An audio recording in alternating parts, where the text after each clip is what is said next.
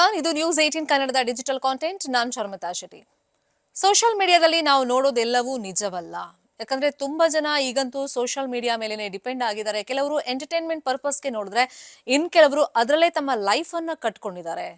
ಯಾಕಂದ್ರೆ ತಾವು ಹಾಕುವಂತ ಅಪ್ಲೋಡ್ ಮಾಡುವಂತ ವಿಡಿಯೋಸ್ಗಳಿಂದ ಅವರಿಗೆ ಹಣ ಬರುತ್ತೆ, ವ್ಯೂಸ್ ಜಾಸ್ತಿ ಆದಂಗೂ ಅದರಿಂದಾನೇ ತಮ್ಮ ಲೈಫ್ ಅನ್ನ ಸೆಟಲ್ ಮಾಡ್ಕೊಂಡವರು ಕೂಡ ತುಂಬಾ ಜನ ಇದ್ದಾರೆ.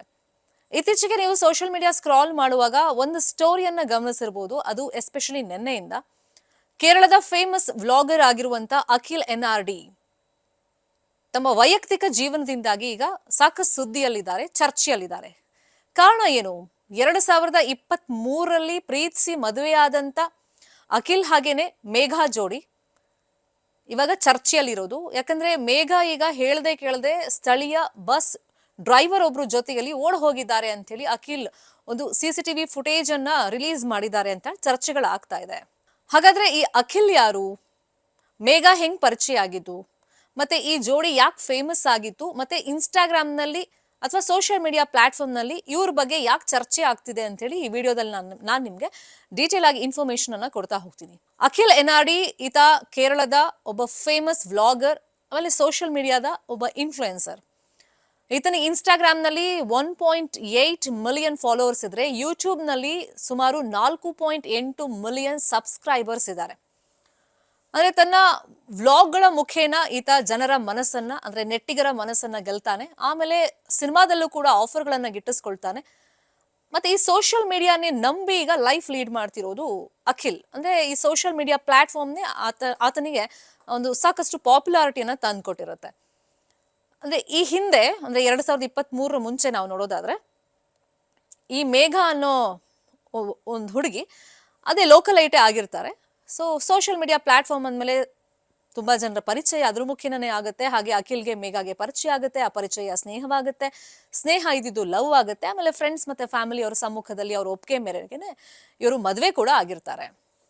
ಅವ್ರ ಮದುವೆ ವಿಡಿಯೋಸ್ ಕೂಡ ತುಂಬಾ ವೈರಲ್ ಆಗ್ತಿದೆ. ಅಂದ್ರೆ ಆ ಟೈಮ್ನಲ್ಲಿ ಅವ್ರು ಹಾಕಿದಂತ ಒಂದು ಜ್ಯುವೆಲ್ಸ್ ಇರ್ಬೋದು, ಅಥವಾ ಅವ್ರು ಧರಿಸಿದಂತ ಬಟ್ಟೆಗಳಿರ್ಬೋದು, ಇದ್ರ ಬಗ್ಗೆನೂ ತುಂಬಾ ಚರ್ಚೆಗಳಾಗ್ತಿದೆ. ಇನ್ಫ್ಯಾಕ್ಟ್ ತುಂಬಾ ರಿಚ್ ಆಗಿ ಮದುವೆ ಆಗಿರ್ತಾರೆ ಅಖಿಲ್ ಮತ್ತೆ ಮೇಘಾ.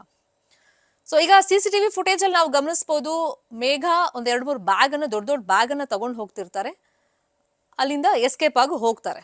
2 ದಿನ ಹುಡುಕ್ತಾರೆ, ಸಿಗಲ್ಲ. ಆಮೇಲೆ ಆ CCTV ನೋಡಿದಾಗ ಗೊತ್ತಾಗುತ್ತೆ ಈಕೆ ಬಸ್ ಡ್ರೈವರ್ ಜೊತೆಯಲ್ಲಿ ಅಪ್ಸ್ಕ್ಯಾಂಡ್ ಆಗಿದ್ದಾಳೆ, ಅಂದ್ರೆ ಓಡ್ ಹೋಗಿದ್ದಾಳೆ ಅಂತ ಹೇಳಿ. ನಿಜಕ್ಕೂ ಅಖಿಲ್ಗೆ ಈಗ ದೊಡ್ಡ ಮಟ್ಟದಲ್ಲಿ ಶಾಕ್ ಆಗಿದೆ.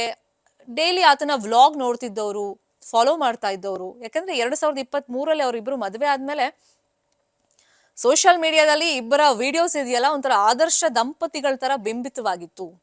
ಸೊ ಹಾಗಾಗಿ ಜನನು ಇದ್ರ ಬಗ್ಗೆ ಸ್ವಲ್ಪ ಕ್ಯೂರಿಯಸ್ ಆಗಿ ನೋಡ್ತಾ ಇದ್ದಾರೆ. ಸೊ ಏನಾಗಿರ್ಬೋದು ಈ ಕೇಸಲ್ಲಿ, ಯಾಕೆ ಅಖಿಲ್ನ ಮೇಘಾ ಬಿಟ್ಟು ಹೋದ್ಲು ಅಂತೆಲ್ಲ ಸ್ವಲ್ಪ ಕ್ಯೂರಿಯಸ್ ಆಗಿ ಈ ಸುದ್ದಿಯನ್ನ ಫಾಲೋ ಅಪ್ ಮಾಡ್ತಿದ್ದಾರೆ. ಸೊ ಈಗ ಆಕೆ ಹೋಗುವಂತ ಟೈಮ್ನಲ್ಲಿ ಜ್ಯುವೆಲ್ರಿ, ಕ್ಯಾಶ್, ಹಾಗೇನೆ ಎಕ್ಸ್ಪೆನ್ಸಿವ್ ಕೆಲವೊಂದು ವಸ್ತುಗಳನ್ನು ಕೂಡ ತನ್ನ ಜೊತೆಗೆ ತಗೊಂಡು ಹೋಗಿದ್ದಾಳೆ ಅಂತೇಳಿ ಒಂದು ವರದಿ ಕೂಡ ಆಗಿದೆ. ಆ ರೀತಿ ಕಂಪ್ಲೇಂಟ್ ಕೂಡ ಕೊಟ್ಟಿದ್ದಾರೆ ಅಖಿಲ್ ಮನೆಯವರು ಅಂತ ಗೊತ್ತಾಗಿದೆ. ಇನ್ನು ಫ್ಯಾಮಿಲಿ, ಫ್ರೆಂಡ್ಸ್ ಎಲ್ಲರೂ ಕೂಡ ಈ ವಿಷಯದ ಬಗ್ಗೆ ಕನ್ಫರ್ಮೇಶನ್ ಅನ್ನ ಕೊಟ್ಟಿದ್ದಾರೆ. ಬಟ್ ಅಖಿಲ್ ಈ ಬಗ್ಗೆ ಎಲ್ಲೂ ಕೂಡ ಅಫಿಷಿಯಲ್ ಆಗಿ ಇನ್ನು ಹೇಳ್ಕೊಂಡಿಲ್ಲ. ಬಟ್ ಆತನ ಕ್ಲೋಸ್ ಸರ್ಕಲ್ ಅಲ್ಲಿ ಫ್ರೆಂಡ್ಸ್ ಎಲ್ಲ ಈ ಬಗ್ಗೆ ಇನ್ಫಾರ್ಮೇಶನ್ ಕೊಟ್ಟಿದ್ದಾರೆ, ಅಂದ್ರೆ ಈ ಸುದ್ದಿ ಹೌದು ಅಂತೇಳಿ ಕನ್ಫರ್ಮ್ ಮಾಡಿದ್ದಾರೆ. ಸೊ ಅದಕ್ಕೆ ಹೇಳೋದು, ಅಂದ್ರೆ ಸೋಷಿಯಲ್ ಮೀಡಿಯಾದಲ್ಲಿ ನಾವು ನೋಡೋದು ಎಲ್ಲವೂ ನಿಜ ಆಗಿರಲ್ಲ.